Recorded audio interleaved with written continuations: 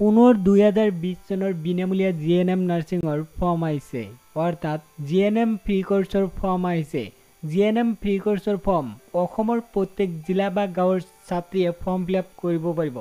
যদি ছাত্ৰী caste general OBC MOBC SC ST হয় তথাপিও ফৰ্ম ফিল আপ কৰিব পাৰিব। এই ভিডিঅ'ত কম সময়ৰ ভিতৰতে গোটেই তথ্য জনাই দিয়া হ'ব, ভিডিঅ'টো স্কিপ নকৰিব।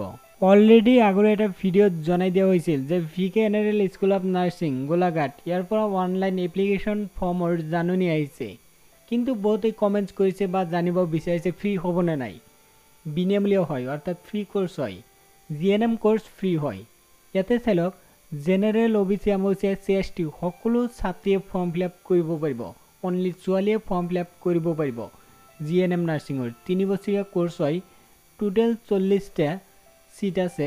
VK NRL school of nursing গোলাঘাটত পঢ়িব লাগিব।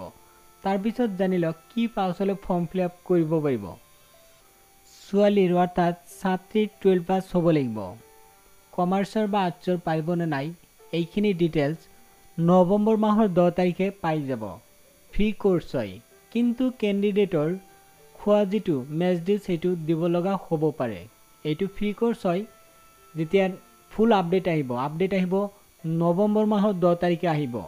তাতে সিলেকশ্যন প্ৰচেছ লিখা থাকিব। তাৰপিছত কমাৰ্চৰ বা আৰ্টছৰ ছাত্ৰীয়ে অৰ্থাৎ ছোৱালীয়ে পাৰিবনে নাই নৱেম্বৰ মাহৰ 10 তাৰিখে এটা ভিডিঅ' দিয়া হ'ব।